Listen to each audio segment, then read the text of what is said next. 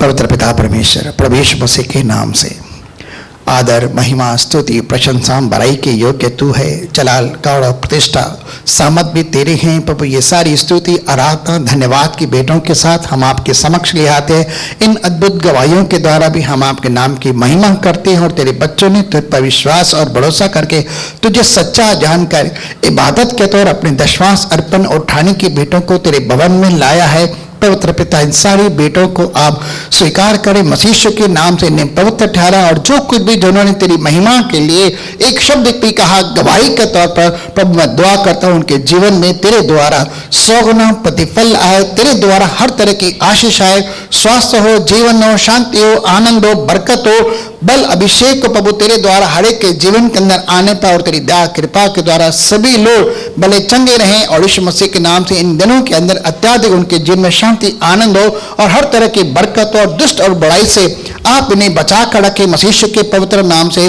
और दुआ करते हैं पिता, जैसे आज प्रभु भोज की पवित्र विधि है तो हम दुआ करते हैं कि रोटी को भी आप आशीषित पवित्र करें, दाखरस को भी आप आशीषित पवित्र करें और आज के शब्द के द्वारा आप हमारे जीवनों के अंदर अद्भुत रीति से कार्य करें। और पिता तेरे दास के लिए अनुग्रह प्राप्त हो, ताकि बोलने वाला वह न लेकिन तेरी आत्मा इस मुख का इस्तेमाल करते हुए बातें करे और तेरी महिमा के लिए मेरी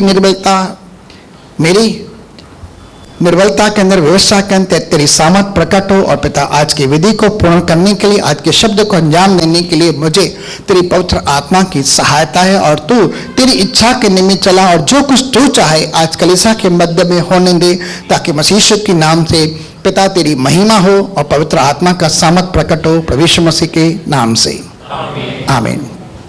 चलिए परमेश्वर के नाम की महिमा करते हुए प्रभु का धन्यवाद करते हैं।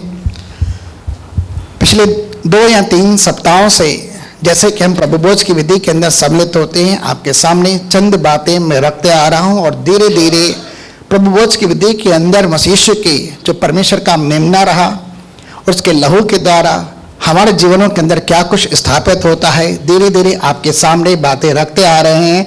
और पवित्र आत्मा की सामर्थ के द्वारा हमारे जीवनों के अंदर परमेश्वर अपनी ताकत को, सामर्थ को प्रकट करा है।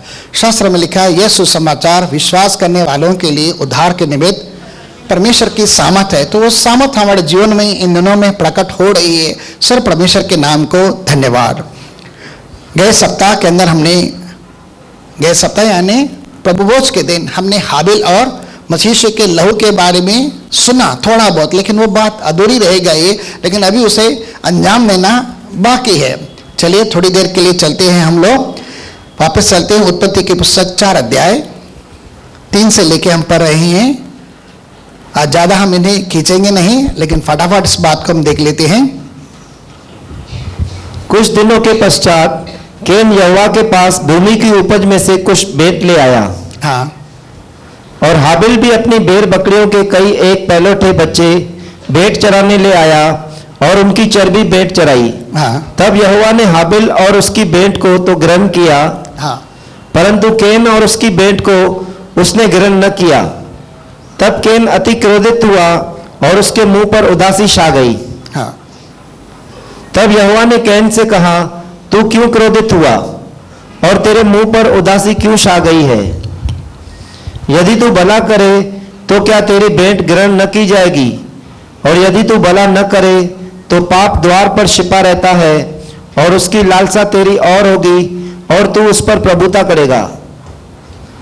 तब केन ने अपने भाई हाबिल से कुछ कहा, और जब वे मैदान में थे तब केन ने अपने भाई हाबिल पर चढ़कर उसे घात किया।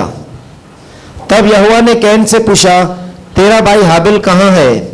उसने कहा, मालूम नहीं, क्या मैं अपने भाई का रखवाला हूं? उसने कहा, तूने क्या किया है? तूने क्या किया है। ठीक है, आज का शब्द हमारे लिए भी है। ठीक है, तूने क्या किया है। अगर आज की तारीख में परमेश्वर जो न्यायी परमेश्वर है, जिसके न्याय का दंड राजदंड है, आपसे और अगर मुझसे पूछे तूने क्या किया है, तो आप क्या बोलेंगे? हमें से ऐसा कोई कह सकता है कि मैंने अपने जीवन में कोई पाप नहीं किया? आप राजाओं के राजा, प्रभुओं के प्रभु, ईश्वरों के परमेश्वर के सामने खड़े हुए हैं और वो आपसे पूछ रहा है तूने क्या किया है। और वह अपने श्वेत सिंहासन के ऊपर विराजमान है हम सबका न्याय करने के लिए। शास्त्र में लिखा है, जब न्याय हमसे ही आरंभ होगा तो उनकी क्या बात जो मसीह यीशु को नहीं मानते, उसके सुसमाचार पर विश्वास नहीं करते, न्याय का आरंभ हमसे ही होने वाला है। और वो आपसे पूछ रहा है तूने क्या किया है, क्या किया है वही आपने। और अगर आज की तारीख में परमेश्वर मुझसे पूछे तो मैंने कहा मैं तो पाप करता रहा प्रभु, सदा तेरे विरुद्ध बलवा करता रहा, सदैव तेरी आज्ञाओं का उल्लंघन करता रहा, सदैव तेरी चेतावनियों को नज़रअंदाज करता रहा, और जो कुछ तेरी नज़रों में बुरा है मैं वही करता रहा। अगर परमेश्वर मेरे सामने हो और ये सवाल मुझसे पूछे तो मैं ऐसा कहूँगा प्रभु मैं पापी हूँ, लेकिन उसके साथ एक और शब्द जोड़ दूंगा, प्रभु मुझ पर दया कर। ठीक है, अगर मैं अपने आप को बचाना चाहूँगा तो मैं उससे कहूँगा परमेश्वर मुझ पर दया कर, क्योंकि मैं पापी हूँ। और जो दया की मांग करेगा, अपने पाप को स्वीकार करेगा, लिखा है वही धर्मी ठहराया जाकर परमेश्वर के घर में जाएगा। आमीन। तो अगर वो परमेश्वर आज मुझसे सवाल पूछ रहा है तूने क्या किया, तो आप क्या कहेंगे। मैंने तो अपनी बात बता दी दिल से, और मैं सच बोल रहा हूँ, झूठ नहीं बोल रहा हूँ। ये बात जब मेरे सामने आई तो मैं कल से प्रार्थना कर रहा हूँ, क्योंकि परमेश्वर ने मुझसे कल रात को पूछा तूने क्या किया। मैंने कहा मेरे जीवन के अंदर तो अपार अपार अपार पाप है, मैंने वो सब कुछ किया है। और 3 विशेष पापों के लिए मैं आज भी परमेश्वर के आगे प्रार्थना कर रहा था, जो जादू टोने से संबंधित है पुराने जमाने के अंदर। तो परमेश्वर ने वहां पर भी मुझे शांति और छुटकारा दिया। उस विषय में मैं नहीं जाना चाहता हूं, क्योंकि आज का लंबा टॉपिक हो जाएगा फिर। ठीक है, तूने क्या किया है, आगे इस सवाल को आप याद रखना और फिर परमेश्वर को जवाब देना। ठीक है, तेरे भाई का लहू भूमि में से मेरी ओर चिल्लाकर मेरी दुहाई दे रहा है। तेरे भाई का लहू भूमि में पड़कर मुझे दुहाई दे रहा है, चिल्ला रहा है। उसकी आवाज स्वर्ग तक परमेश्वर के पास जा रही है, सर्वोत्तम न्यायकर्ता परमेश्वर के पास, और वह उसका न्याय चुकाने के लिए कैन से सवाल पूछ रहा है। क्योंकि उस समय न तो आदम ने कुछ ध्यान दिया, न हवा ने ध्यान दिया कि क्या कुछ हो रहा है, लेकिन सबसे अधिक सुप्रीम कोर्ट का परमेश्वर, ठीक है, सर्वाधिक न्यायकर्ता परमेश्वर खुद हस्तक्षेप करने के लिए, इंटरवेन करने के लिए धरती पर आ रहा है और कैन से बात कर रहा है न्याय चुकाने के लिए। अगर परमेश्वर न्याय चुकाने के लिए धरती पर नहीं आता कि एक हत्यारे की, तो क्या हो जाता, मानव जाति में यह बात फैल जाती आप किसी का भी खून करो चलेगा, ठीक है ना। लेकिन हालांकि निर्गमन 20 अध्याय के अंदर लिखा गया है हत्या करना पाप है, ठीक है। और हत्या को अगर रोका ना जाए, हत्या के पाप को अगर रोका ना जाए करके, तो एक मनुष्य एक दूसरे का हत्या खून ऐसा करेंगे कि मानो जैसे मुर्गी का बलिदान कर रहे हैं, बकरे का बलिदान कर रहे हैं। लेकिन परमेश्वर उसे इंटरवेन करने के लिए, उसे रोकने के लिए आकर उसे बात करता है, ठीक है। तेरे भाई का लहू मेरी ओर चिल्लाकर मेरी दुहाई दे रहा है कि मेरा न्याय चुका। क्यों? क्योंकि उसने मरने से पहले परमेश्वर को प्रसन्न किया, और वह परमेश्वर की ओर से धार्मिकता का खिताब उसे प्राप्त हुआ था। और धर्मियों का लहू अगर बहता है तो परमेश्वर को दुहाई देता है। जब कभी भी कहीं पर भी धर्मियों के ऊपर अत्याचार हुआ, किसी भी कारणवश, सुसमाचार की रुकावट के लिए, मसीह के नाम का फैलाने करने के लिए, वहां पर अत्याधिक बेदारी है। मसीह के लहू के बाद जब पहला शहीद हुआ स्तिफनुस, उसके बाद तो कलीसिया के ऊपर सता हुआ, लेकिन सता आने के साथ साथ वो सुसमाचार सुनाते अन्य जाति यानी हम तक भी आकर पहुंचे और हमें भी उद्धार मिला। अगर वहां सता न होता कलीसिया पर और प्रेरित भागते नहीं, तो शायद हम उद्धार से वंचित रह जाते और सिर्फ केंद्र बिंदु रह जाता यरूशलेम, यहूदिया और इस्राएल देश, वही वहां पर रह जाता। लेकिन हमें सुसमाचार नहीं मिलता और हम काश नाश हो जाते, अपने पापों के अंदर मर जाते। लेकिन धन्यवाद है कि सुसमाचार हमें तक पहुंचा, ठीक है। आगे, इसीलिए अब भूमि जिसने तेरे भाई का लहू तेरे हाथ से पीने के लिए अपना मुंह खोला है, उसकी ओर से तू शापित है। सबसे पहले कंडीशन देखी, परमेश्वर इंटरवेन कर रहा है, यानी हस्तक्षेप कर रहा है, और कैन को दंड मिल रहा है कि तेरे कारण भूमि क्या है, आदम के कारण भूमि शापित हुई थी, लेकिन अब भूमि की ओर से तू शापित होगा। इसका मतलब है तू जो कुछ भी बोएगा उसका फल तुझे मिलेगा। ये हत्या का दंड है, एक प्रकार का कर्स है। पहले भूमि पर श्राप आया था आदम के पाप के ऊंट कटारे दुख पसीना बिगाड़ी पैदा करेगी जमीन, क्योंकि तूने अपनी पत्नी की सुनी। लेकिन अब भूमि की ओर से तू शापित है और यह कभी तुझे ठिकाना नहीं देगी और तू भगोड़ा कहलाएगा। यानी अपने जीवन के अंदर एक प्रकार से जैसे बदनसीब या एक प्रकार से जैसे मनु, यहां तक कि जमीन तुझे ठिकाना ना देगी और तू जिंदगी भर भागता रहेगा। तरस की मांग करते रहा, लेकिन तुझ पर तरस नहीं होगा। आगे, चाहे तू भूमि पर खेती करे हाँ तो भी उसकी पूरी उपज फिर तुझे न मिलेगी, हाँ और तू पृथ्वी पर बहेतू और बगोरा होगा। हाँ। तब कैन ने यहोवा से कहा, मेरा दंड सहने से बाहर है। मेरा दंड सहने से बाहर है। ये परमेश्वर की ओर से जो उसे दंड मिला। जैसे कोई इंसान किसी का आज की तारीख में खून करता है तो भारत देश की व्यवस्था के अनुसार, कानून व्यवस्था के अनुसार उसे दफा 302 के या तो 14 साल की सजा मिलती है, या जिंदगी भर कारावास मिलता है, या तो उसे फांसी की सजा सुनाई देती है। लेकिन ये बहुत भारी होता है दंड उसके लिए। जिसके साथ ऐसा होता है, इंसान क्रोध के अंदर आकर बहुत कुछ कर जाता है, इंसान बदले की भावना के अंदर, जलन के अंदर आकर कुछ भी बहुत कुछ कर जाता है, लेकिन उसे पता नहीं रहता कि इसका दंड मेरे जीवन के अंदर क्या आने वाला है। और जिंदगी भर वह जेल खाने के अंदर तड़पता है, और उसके पीछे उसके घर परिवार, बाल बच्चे, उनकी क्या हालत होती है, उनकी घर परिवार की मानसिक स्थिति क्या होती है, ये सब हम सब जानते हैं। ठीक है। तो कैन ने यहोवा से कहा, मेरा दंड सहने से बाहर है। आगे, देख तूने आज के दिन मुझे भूमि पर से निकाला है, और मैं तेरी दृष्टि की आड़ में रहूंगा। हाँ। और पृथ्वी पर बहेतू और बगोरा रहूंगा, और जो कोई मुझे पाएगा, मुझे देखेगा, मुझे पाएगा किसने अपने भाई का खून किया है, ये हत्यारा है, जिस किसी को ये बात पता चलेगी मुझे घात करेगा, मुझे मार डालेगा। ठीक है। आगे, इस कारण यहोवा ने उससे कहा, जो कोई कैन को घात करेगा उससे 7 गुना पलटा लिया जाएगा। अब समझने की कोशिश कीजिए, एक पापी को पापी का न्याय करने का कोई हक वास्ता नहीं है, क्योंकि सब पापी हैं, सब पापी हैं, इसलिए महिमा से वंचित है। लेकिन न्याय करने का अधिकार किसके पास है? परमेश्वर के। इसलिए हम सब कुछ परमेश्वर के हाथ में सौंप देना है, सब कुछ अपने न्यायकर्ता परमेश्वर के हाथ में सौंप देना है। हमें किसी का भी न्याय करना नहीं है, क्योंकि हम न्यायकर्ता नहीं हैं, हम व्यवस्था के ऊपर अधिकारी नहीं हैं, हम व्यवस्था के स्वामी नहीं हैं, लेकिन व्यवस्था का देने वाला तो परमेश्वर है। सब कुछ न्याय करना उसके हाथ में है। आगे, और यहोवा ने कैन के लिए एक चिन्ह ठहराया। परमेश्वर ने कैन के लिए एक चिन्ह ठहराया। सब लोग बोलेंगे चिन्ह ठहराया। पड़ोसी को हाथ में लाकर बोलेंगे चिन्ह ठहराया। क्या चिन्ह ठहराया? अब मैं ऐसे ही कह रहा हूं मेरे हिसाब से। ठीक है। मान के चलो उसके माथे के ऊपर एक मोहर लिख दी। ठीक है। क्या है? ये हत्यारा है, जो कोई इसकी हत्या करेगा उसे मैं 7 गुना पलटा लूंगा।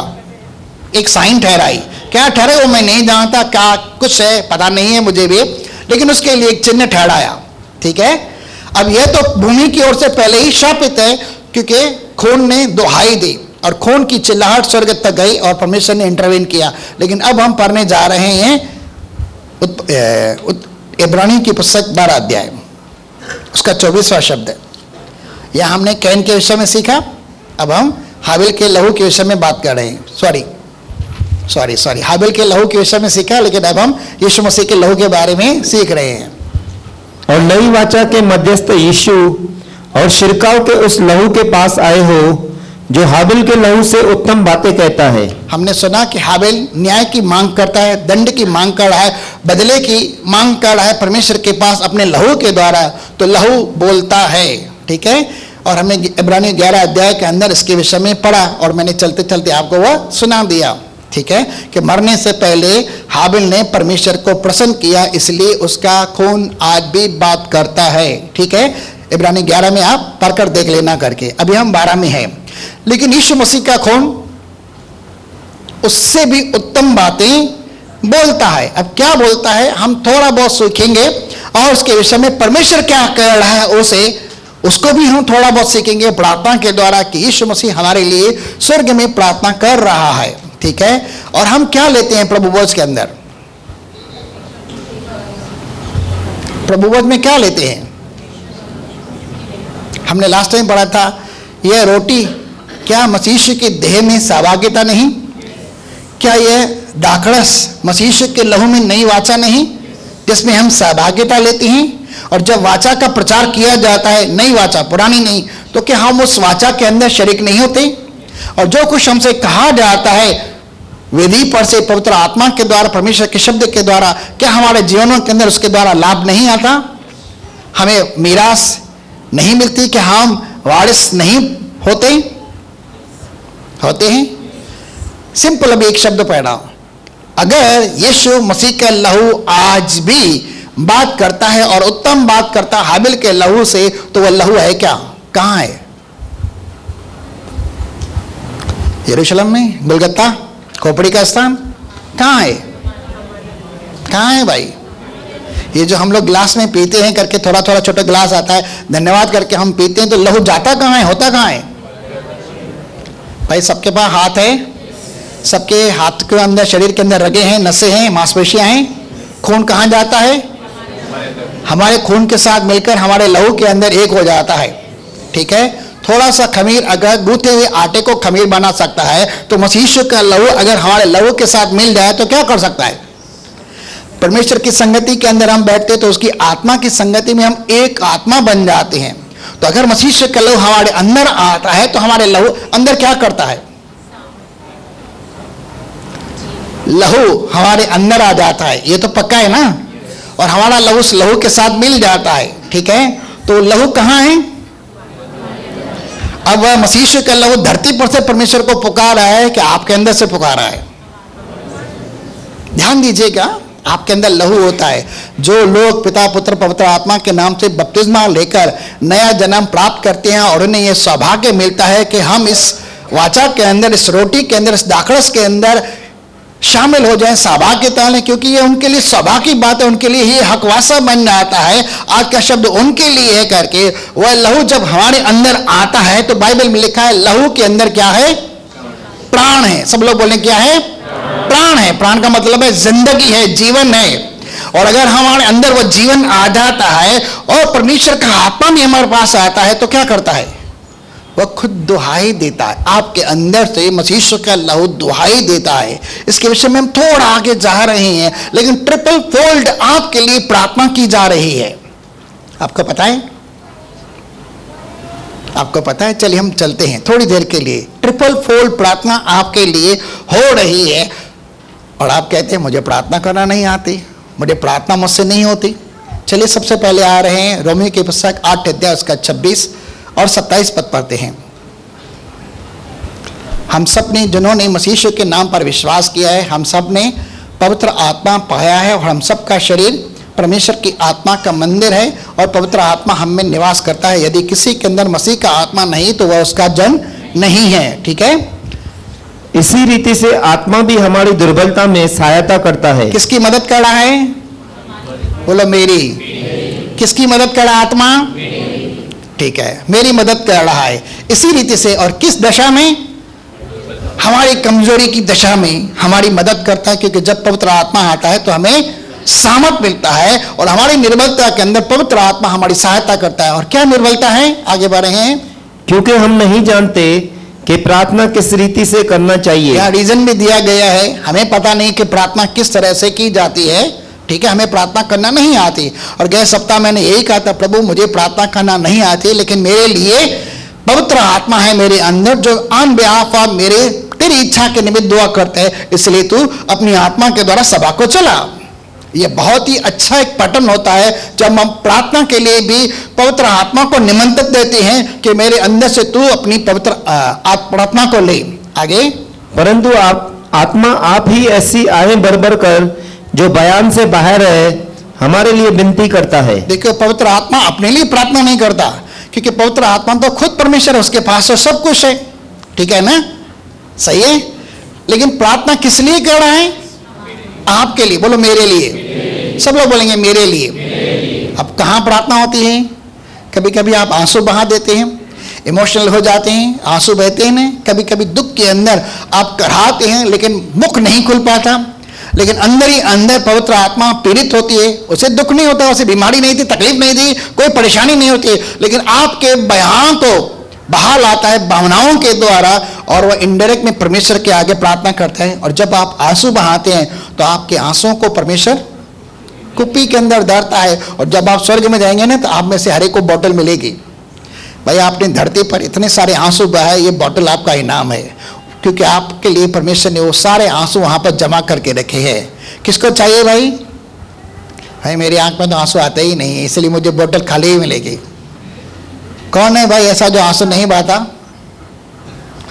है कोई यहाँ पर जो आंसू नहीं बहता था? लेकिन जब वेदना आती है, जब दुख तकलीफ आती है, जब मुसीबत परेशानी आ जाती है, जब कभी बीमारी आ जाती है, तो अपने आप इंसान कराने लगता है। लेकिन कभी कभी पवित्र आत्मा का हमारे जीवनों के अंदर इस तरह से अभिषेक आ जाता है, इस तरह का अनुग्रह आ जाता है कि हमसे हमारे लिए वो प्रार्थना करना चाहती है और वो प्रार्थना करती है। आहें बढ़ बढ़ कर बयान से बाहर हमारे लिए वह आत्मा प्रार्थना करता है। आगे, और मनों का जांचने वाला जानता है। कौन जानता है मन को? परमेश्वर सभी के मन को जानता है कि किसके मन के अंदर क्या बात चल रही है। वो मन का ज्ञाता है और परमेश्वर हमारे मन से बड़ा है। आगे, कि आत्मा की मनसा क्या है, यानी किस उद्देश्य से इस मनुष्य के अंदर जो यीशु मसीह के नाम पर विश्वास करता है, जिसे मैंने अपनी आत्मा से भरा हुआ है, जो आत्मा मेरे द्वारा ही निकला है मसीह के नाम से, वह क्यों उसके अंदर प्रार्थना कर रहा है? वो उसकी उद्देश्य को, उसकी पर्पस को जानता है। ठीक है, क्योंकि वह पवित्र लोगों के लिए परमेश्वर की इच्छा के अनुसार विनती करता है। यहाँ पर एक शब्द लिखा है, मस्त, मेरा फेवरेट है। वो क्या शब्द है? पवित्र लोगों के लिए। पवित्र आत्मा किसके अंदर रहती है? तो क्या आप पवित्र हैं? सबके अंदर पवित्र आत्मा है? जिनके अंदर है जोरदार ताली दें।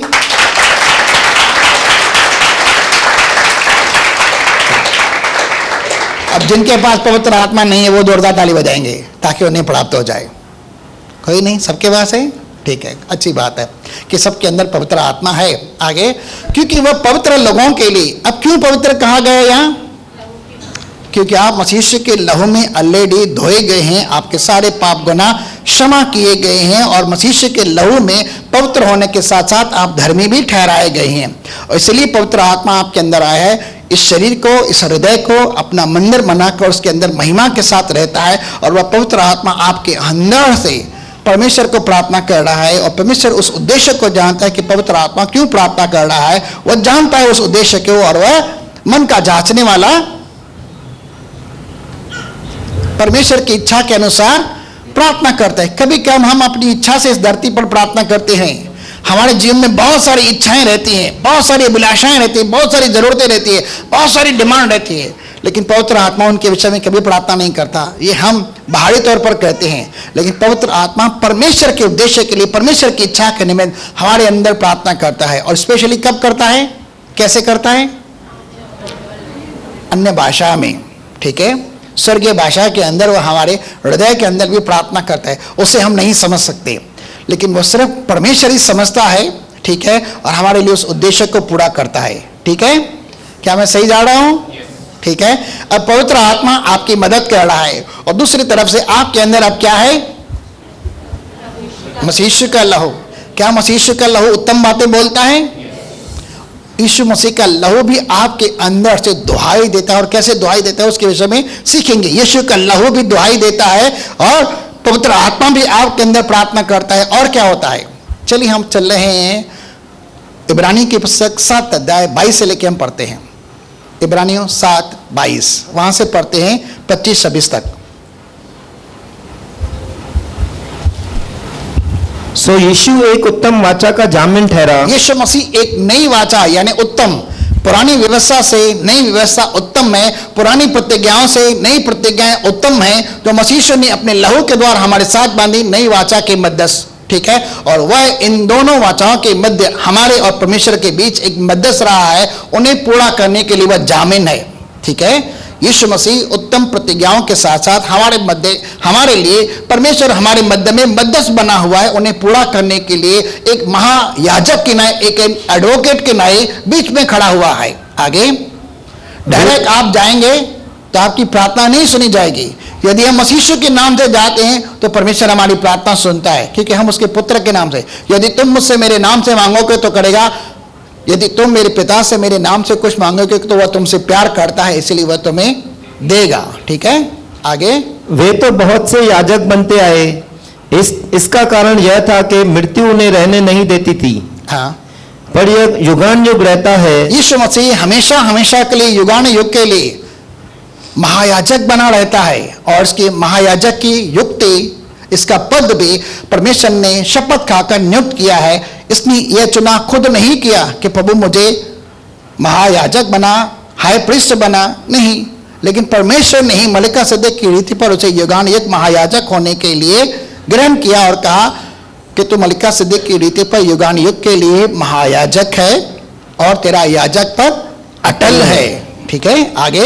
इसीलिए जो उसके द्वारा जो कोई उसके द्वारा, अब आप परमेश्वर के पास जाते हैं प्रार्थना करने के लिए, कैसे? अभी भाई महेश ने गीत गाया, ऐ हमारे बाप तू जो आसमान में है, तो किसको बोल रहे? पिता परमेश्वर को, जो स्वर्ग और धरती का परमेश्वर है। किसके नाम से?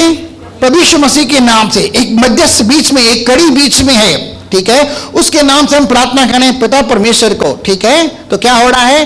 वो हमारी प्रार्थना को सुनता है। इसीलिए जो उसके द्वारा यानी यीशु मसीह के द्वारा परमेश्वर पिता के पास आते हैं, विश्वास के साथ कुछ लेकर आते हैं मांगने के लिए, अनुग्रह हो, दया हो, क्षमा हो, जीवन हो, आशीष हो, चंगाई हो, छुटकारा हो, बरकत हो, जो कुछ भी हो, जो उसके द्वारा परमेश्वर के पास आते हैं प्रभु यीशु मसीह के द्वारा, वह उनका पूरा पूरा उद्धार कर सकता है। क्या कर सकता है? वह उन्हें उनकी सारी समस्याओं से पूरी तरह से छुटकारा दे सकता है। मैं मेरे हिसाब से अनुवाद बता रहा हूं, ठीक है, मेरी सोच के अनुसार। ठीक है, क्योंकि वह उनके लिए विनती करने को सर्वदा जीवित है। अब क्या हो रहा है यहां पे? कहां है यीशु मसीह? इब्रानी 1:3 के अंदर लिखा गया है, वह पापों को धोकर परमेश्वर, जो महिमावान परमेश्वर उसके दाहिनी ओर विराजमान है। ठीक है, इब्रानी 1:3 के अंदर लिखा है। कहां पर बैठा है? परमेश्वर के दाहिनी ओर सिंहासन पर बैठा है। लेकिन क्या कर रहा है? वहां पर यीशु मसीह भी आपके लिए प्रार्थना कर रहा है। ठीक है, ठीक है। अब परमेश्वर वहां पर भी प्रार्थना कर रहा है, प्रभु यीशु उसका लहू हमारे अंदर प्रार्थना कर रहा है, और जो आत्मा उसने हमारे अंदर डाली वह भी प्रार्थना कर रही है। तो ट्रिपल फोल्ड प्रार्थना आपके लिए हो रही है ना। तो क्या परमेश्वर उसकी प्रार्थना को नहीं सुनेगा? क्या परमेश्वर अन्यायी है? तुम्हारे भले कामों को भूल जाएगा? नहीं, वो आपको तो उसके कामों का बदला देगा। इसलिए तो उसने कहा मांगो दिया जाएगा, ढूंढो पाओगे, खटखटाओ तो खोला जाएगा।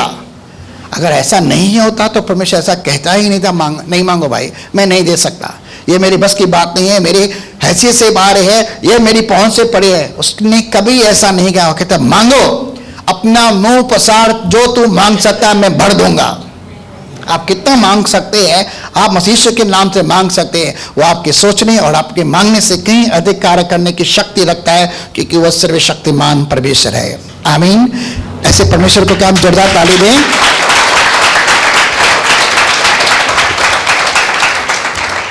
चलिए वापस आते हैं, अब प्रार्थना की तरफ बढ़ते हैं। क्या तो समय बहुत फास्ट जा रहा है, लेकिन मैं ये उद्देश्य क्यों कह रहा हूं?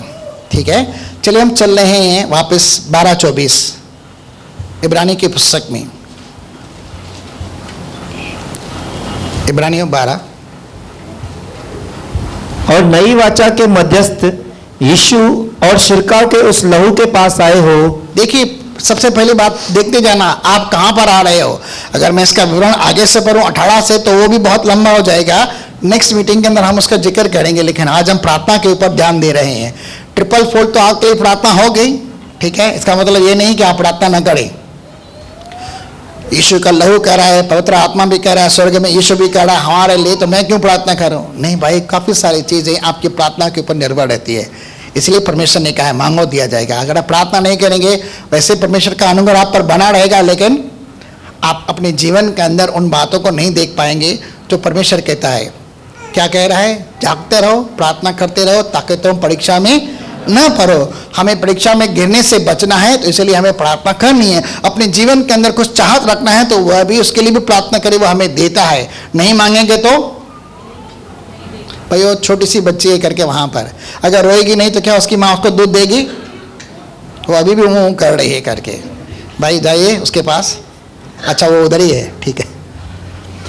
तो बच्चा भी जब रोता है तो उसकी माँ को पता चल जाता है कि उसे कुछ जरूरत है, या परेशान है, या पीड़ित है, या कुछ तकलीफ हो रही है, या उसे भूख लगी है।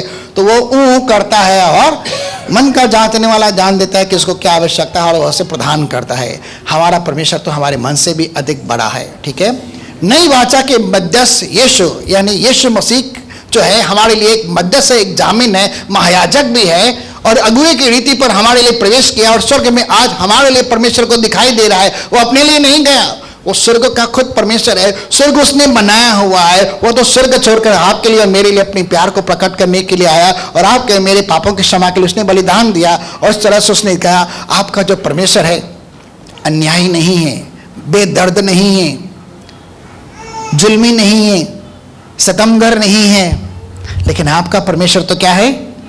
बहुत भला परमेश्वर है, प्यार करने वाला है, शांति देने वाला है, चंगाई देने वाला है, छुटकारा देने वाला है, आपकी चाहत करने वाला है, आपके साथ सहभागिता करना चाहता है, आपके साथ प्यार करना चाहता है, आपके साथ कुछ पल बिताना चाहता है, आपके अंदर निवास करना चाहता है। उसने तो उसके प्यार को, उसकी सामर्थ को आकर दिखाया कि परमेश्वर कितना महान है। ठीक है, उसने आकर संसार को यही संदेश दिया, जिसने मुझे देखा उसने मेरे पिता को देखा, क्योंकि मैं और पिता एक है। ठीक है, आगे चलते हैं। नई वाचा के मध्यस्थ यीशु और शिरकाव के उस लहू के पास आए हो। आप कहां पर आए हो? सब लोग ऐसा करेंगे भाई, एक का शंडो आनो भाई, बुझा ना दिया, शंडो आनो, शंडो। ठीक है, अब क्या कर रहे हैं आप? याजक हैं, ठीक है, लेकिन मैं वो नहीं बोल रहा हूं करके। शिरका का मतलब है शंडो हरण, सिंधी में चौदान करके।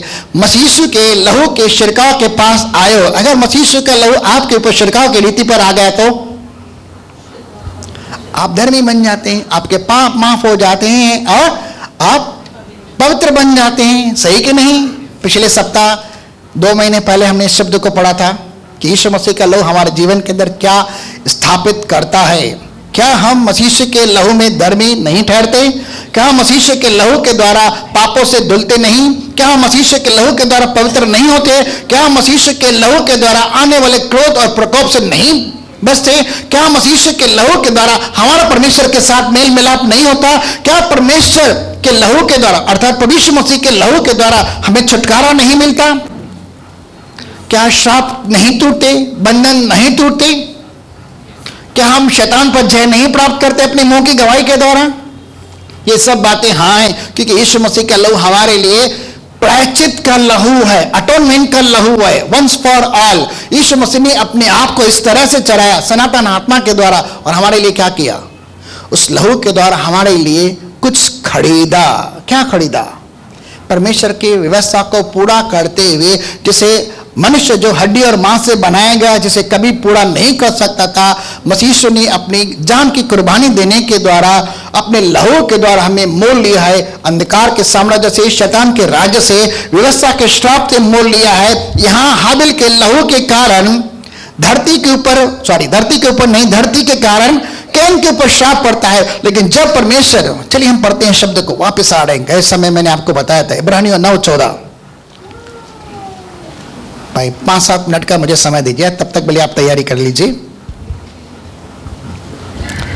तो मसीह का लहू जिसने अपने आप को सनातन आत्मा के द्वारा, अब देखिए यीशु मसीह आपके लिए, मेरे लिए, पूरे मानव जाति के लिए, संसार के पापों के प्रायश्चित के लिए, 1 यूहन्ना 2 अध्याय का 2 और 12 शब्द कहेंगे कि पूरे मानव जाति के लिए, पूरे संसार के पाप का प्रायश्चित है। और वह अपने आप को सनातन आत्मा के द्वारा परमेश्वर के आगे निर्दोष अवस्था के अंदर चढ़ाकर स्वर्ग में ही प्रवेश करता है अगुवे की नाई, और अपने लहू को ले जाता है। अब जब लहू को ले जाता है तो वहां पर सिंहासन पर एक बैठा हुआ है। ठीक है, कौन बैठा है? बोले परमेश्वर पिता। सब लोग बोलेंगे परमेश्वर पिता। अब यीशु मसीह धरती पर नहीं है। हमने सुना कि वो मूसा के तम्बू में प्रवेश नहीं किया हाथ के बनाए हुए, लेकिन वह डायरेक्ट स्वर्ग के अंदर ही प्रवेश कर गया। पढ़ा था? नहीं तो अगली सभा को आप रिपीट में सुन लेना करके। वो हमारे लिए स्वर्ग के अंदर ही प्रवेश किया। आगे के द्वारा परमेश्वर के सामने निर्दोष चढ़ाया, तुम्हारे विवेक को मरे हुए कामों से क्यों न शुद्ध करेगा? हमारे विवेक के मरे हुए कामों को, हमारे विवेक के अंदर बहुत सारी अशुद्धताएं होती है, उन बुरे कामों से, उस विवेक के मरे हुए कामों से मुक्ति देने के लिए वह स्वर्ग के अंदर प्रवेश कर गया और अपने लहू को ले आता है। और क्या कहता है? परमेश्वर से क्या विनती करता है? मैं ऐसे ही कह रहा हूं, हे पिता परमेश्वर। अब सुनना, हालांकि यूहन्ना 17 अध्याय के अंदर भी आप देखेंगे तो एक महायाजक की दुआ लिखी गई है।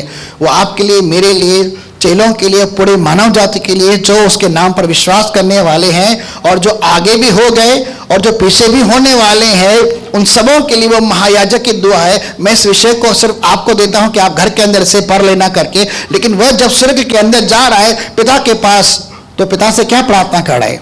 मैं थोड़ा सा अपने हिसाब से बता रहा हूं, क्योंकि मैंने इसे थोड़ा बहुत सीखा समझा, मैं आपके सामने रख रहा हूं। और वह जाकर ऐसा बैठ रहा है पिता के सामने अपने लहू को लेकर और कहता है, हे पिता, तू तो स्वर्ग पृथ्वी का परमेश्वर है, तू तो सच्चा न्यायी परमेश्वर है। देख, जब कैन ने हाबिल को मारा था, तू न्याय करने के लिए धरती पर उतरा था और तूने कैन को शाप दिया था और उसे दंड दिया था, लेकिन हाबिल ने उसे माफ नहीं किया था, कैन को माफ नहीं किया था। धर्मी होने के बावजूद उसे मारा गया था।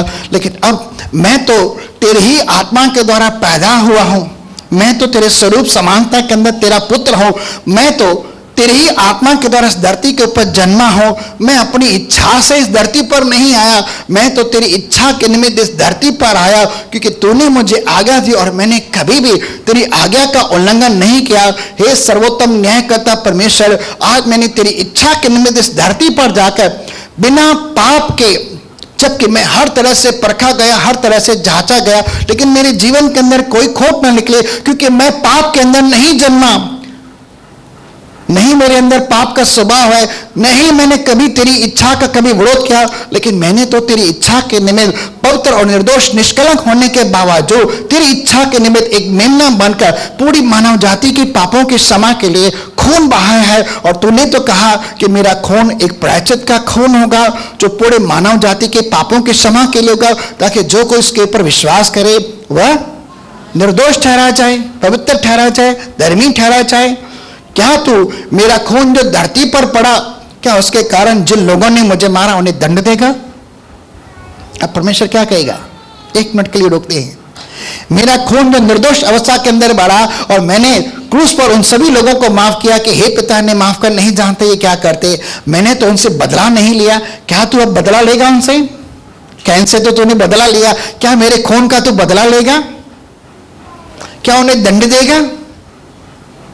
स्वर्ग की बात हो रही, पिता परमेश्वर प्रभु यीशु मसीह के लिए बीच में, और इसके ऊपर थोड़ा सा अध्ययन करना, इसके ऊपर मनन करना, उस पर सोचना, विचारना, ठीक है, आप घर के अंदर कर सकते हैं जब आप एकांत में बैठते हैं, ठीक है। और वहां क्या क्या नहीं तो दंड देगा? अब परमेश्वर क्या करा? नहीं, मैंने तो पहले ही कह दिया, अब जो मसीह यीशु में रहेंगे उन पर मैं दंड की आज्ञा नहीं दूंगा। वो कहेगा, मैंने तो तेरी इच्छा के निमित्त वैसा को भी पूरा किया, मरते समय मैंने कहा ना, पूरा हुआ। क्या पूरा हुआ? मनुष्य जाति के उद्धार का कार्य पूरा हुआ। और पिता, मैंने तेरी इच्छा के निमित्त व्यवस्था की सारी विधियों को पूरा किया, और तूने कहा था जब तक धरती पर मनुष्य व्यवस्था की सारी शर्तों को पूरा न करे तब तक व्यवस्था कायम रहेगी। जब व्यवस्था को पूरा करेगा तो व्यवस्था को तो रद्द कर देगा। क्या तू व्यवस्था के कारण जो मृत्यु है, व्यवस्था के कारण जो दंड है और व्यवस्था के कारण जो श्राप है, क्या मेरे खून के द्वारा रद्द न करेगा? अब परमेश्वर प्रभु यीशु मसीह पिता परमेश्वर से ऐसे बात कर रहा है, तो कहता है ठीक है बेटा, तूने मेरी इच्छा पूरी की और मानव जाति के उद्धार के लिए मेरी इच्छा के निमित्त जाकर अपने आप को मेमना बनकर बलिदान किया, और अब मैं व्यवस्था को ही रद्द ठहरा देता हूं, ठीक है, व्यवस्था को ही मैं खत्म कर देता हूं। अब क्या करता हूं? नई व्यवस्था लाता हूं, ठीक है। मसीह यीशु तेरे द्वारा मैं नई व्यवस्था लाता हूं, जो तुझ पर विश्वास करेंगे उनके सब पाप माफ होंगे, उन्हें मैं धर्मी करार दूंगा, उन्हें पवित्र करूंगा, उनके पापों का दंड नहीं दूंगा, ठीक है।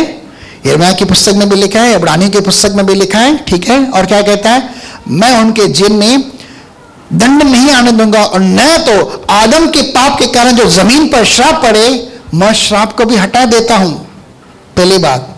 और तूने जो उन्हें माफ किया है, इसलिए मैं तेरे हत्या के कारण उन्हें भी दंड न दूंगा, क्योंकि तूने ने माफ किया है।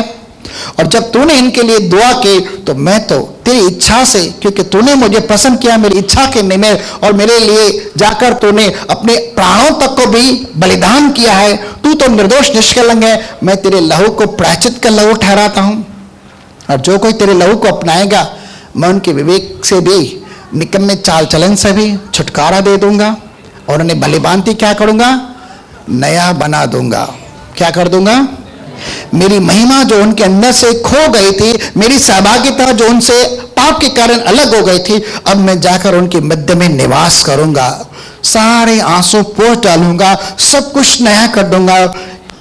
21 अध्याय प्रकाशित वाक्य की पुस्तक के अंदर खुद परमेश्वर जो सिंहासन पर बैठा हुआ कह रहा है, मैं सब कुछ नया कर रहा हूं। थोड़ी देर के लिए अगर हम चलेंगे तो वहां पर भी देख लेते हैं। प्रकाशित वाक्य है, भाई थोड़ा 5 मिनट आप मुझे ज्यादा देना, ठीक है। एक प्रकाशित वाक्य की पुस्तक 21 अध्याय। भाई तब तक आप रोटी दीजिए, सबको भूख लगी है रोटी की भाई, ताकड़स की। प्रकाशित वाक्य 3 से पढ़ते हैं। फिर मैंने सिंहासन में से किसी को ऊंचे शब्द से यह कहते सुना। कहां पर से? सिंहासन पर कौन बैठा है? और प्रभु यीशु कहां है? अपने लहू के द्वारा उसके सामने, ठीक है, राइट हैंड बैठा है, ठीक है। मैं थोड़ा इमेज कर रहा हूं, ठीक है, इमेजिन कर रहा हूं, ठीक है। कि देख परमेश्वर का डेरा मनुष्यों के बीच में है। आदम के पाप के कारण मैंने उसे अदन की वाटिका से निकाल दिया और अदन की वाटिका को उठा लिया, लेकिन अब क्या करूंगा? मैं अपना निवास स्थान उनके मध्य में बनाऊंगा, ठीक है। अच्छी बात है ना। उन्हें श्राप नहीं दूंगा, लेकिन तेरे लहू के द्वारा जमीन पर जो श्राप पड़ा था उसे मैं मिटा देता हूं, ठीक है। पहली बात तो मसीह यीशु में आप श्राप के बंधनों से छुटकारा पाते हैं, गलातियों 3:13 और 14 के अनुसार, ठीक है, क्योंकि वो हमारे लिए शापित बना और व्यवस्था के श्राप से हमें मोल लेकर अब्राहम की और प्रतिज्ञाबद्ध आत्मा के द्वारा हमें स्वर्ग की आत्मिक आशीष विषय भी दी, इफिसियों 1:3 के निमित्त, ठीक है। मैं जमीन पर पड़ा हुआ श्राप भी मिटा देता हूं। आज के बाद यह जमीन उनके लिए जो तुझ पर विश्वास करेंगे ऊंट कटाड़े दुख पसीना बेकारी पैदा नहीं करेंगे, लेकिन जो तुझ पर विश्वास करेगा मैं उन्हें स्वर्ग की भी आशीषें दूंगा और अब्राहम की भी आशीषें दूंगा और श्राप के बंधन में तोड़ दूंगा, ठीक है। अब श्राप नहीं, दंड नहीं, मृत्यु नहीं, सजा नहीं, लेकिन अब क्या हाड़ा है? अभी और हाड़ा है आगे। वह उनके साथ डेरा करेगा। वह महिमा जो पाप के कारण खो गई थी, पवित्र आत्मा के द्वारा मैं उनके हृदय के अंदर निवास करूंगा। सही है ना। परमेश्वर आत्मा के द्वारा हमारे अंदर निवास करता है, डेरा करता है हमारे मध्य में, इस शरीर को अपनी आत्मा का मंदिर बनाता है। खुद परमेश्वर आत्मा के द्वारा हमारे अंदर रहता है, क्योंकि परमेश्वर आत्मा है। आगे, और वे उसके लोग होंगे, वे मेरी प्रजा होंगे, वो मेरा निज धन होंगे, और परमेश्वर आप उनके साथ रहेगा। परमेश्वर खुद उनके साथ निवास करेगा। अब देखिए परमेश्वर प्रभु मसीह का लहू आपके लिए क्या क्या स्थापित करता है। आगे, और उनका परमेश्वर होगा, मैं उनका परमेश्वर होगा, वो मेरी प्रजा होंगे। क्या बात है। एक दूसरे के हाथ मिलाकर बोलिए, मैं परमेश्वर की निज प्रजा हूं, मैं परमेश्वर का निज धन हूं, परमेश्वर मेरे साथ डेरा करता है, हमारे मध्य में निवास करता है। आगे चलते हैं। और वह उनकी आंखों से सब आंसू पोंछ डालेगा। अब क्या दुख के आंसू निकलते हैं कि खुशी के आंसू निकलते हैं? भाई कुप्पी सब जमा है वहां पे, हाँ ठीक है। मैं उनकी आंखों से सब आंसू पोंछ दूंगा। क्यों? पापों के कारण, दंड के कारण, मृत्यु के कारण, शाप के कारण, कमी घटी के कारण उनके जीवन में दुख आते, बीमारी कमजोरी के कारण आंसू बहते। लेकिन अब मैं सारे कारणों को भी मैं मिटा देता हूं, क्योंकि तूने मेरी धरती पर इच्छा की और मानव जाति के पापों के क्षमा के लिए तूने अपने प्राणों को भी बलिदान किया है, दोष बलि बनाकर, होम बलि चढ़ाकर। आगे, और इसके बाद मृत्यु न रहेगी। उसके बाद अब जो मसीह यीशु में है उन पर दंड की आज्ञा नहीं। और शुद्ध दूसरे शास्त्र में लिखा है, वे मृत्यु से पार होकर अनंत जीवन में प्रवेश कर चुके हैं। अब मृत्यु नहीं। आपको तो अनंत जीवन है ना, सबको है ना। बोली बोली, मेरे पास मसीह यीशु में अनंत काल का जीवन है। भाई मैं चॉकलेट नहीं खिला रहा हूं, सच बोल रहा हूं। हाँ आगे, और न शोक होगा। किस बात के कारण शोक होता है? इन सभी बातों के कारण हमें शोक होता है, लेकिन अब शोक नहीं होगा। सारे शोक के कारण को भी मैं मिटा देता हूं। न विलाप होगा, यानी मृत्यु नहीं होगी तो विलाप कहां से होगा? मृत्यु के कारण विलाप होता था, ठीक है। न पीड़ा रहेगी, यानी कमजोर बीमारी भी नहीं रहेगी, क्योंकि पाप के कारण जब धरती पर श्राप पड़ा तो उस श्राप के कारण ये सारी तकलीफें मनुष्य जाति पर है, लेकिन इन सबको मैं उठा देता हूं, क्योंकि तूने मेरी इच्छा पूरी की है यीशु। और तेरा सिंहासन, हे परमेश्वर, तेरा सिंहासन सर्वदा का सिंहासन है। ये यीशु मसीह के बारे में खुद परमेश्वर कह रहा है, और युगान एक स्थिर रहेगा।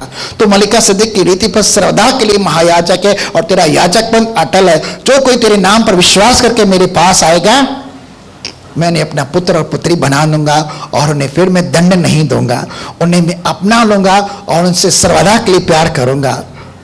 अब और भी कुछ बातें चल रही हैं। मजा आ रहा था जब इसके बारे में मैं सोच रहा था। क्या बाबू, चलिए आगे। मैं उनकी आंखों से सब आंसू पोंछूंगा। इसके बाद मृत्यु, शोक, विलाप, पीड़ा नहीं रहेगी, ये सब पुरानी बातें जाती रहेगी। और जो सिंहासन पर बैठा था उसने कहा कि क्या कह रहा है? देखिए, परमेश्वर जो सिंहासन पर बैठा है वह कह रहा है कि देख मैं सब कुछ नया कर देता हूं। वाह, क्या बात है, सब कुछ नया करता। आप कौन है? नई सृष्टि। और जो नई सृष्टि के नियम से चलेगा, बाइबल में लिखा, उनके जीवन में दया और शांति बरसती रहेगी। गलातियों की पुस्तक में लिखा है। आमीन। आगे फिर उसने कहा कि लिख ले, क्योंकि यह वचन विश्वास के योग्य और सत्य है। क्या इन वचनों पर आप विश्वास कर पाएंगे? क्या इन शब्दों के ऊपर आप विश्वास कर पाएंगे? आप मसीह यीशु में क्या हैं? बोलो, नई सृष्टि। पुराना सब मिट गया, सब कुछ नया होगा।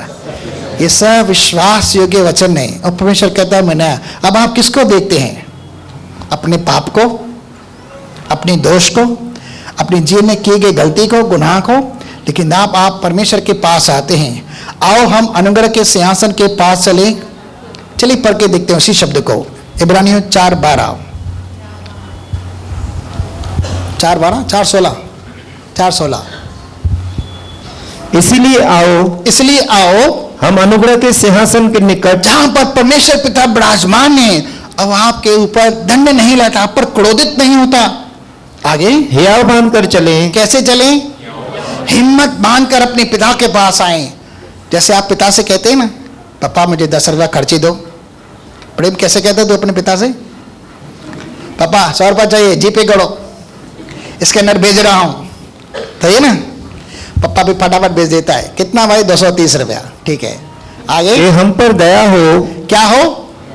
हम पर दया हो और वह अनुग्रह पाए जो आवश्यकता के समय हमारी सहायता करे, जरूरत के समय हमारी मदद करे। अब आपको जरूरत क्या है?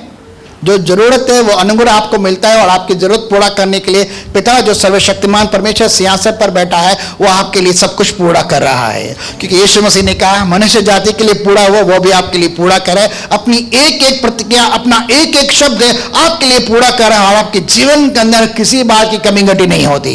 कैसे परमेश्वर को जोरदार ताली दें।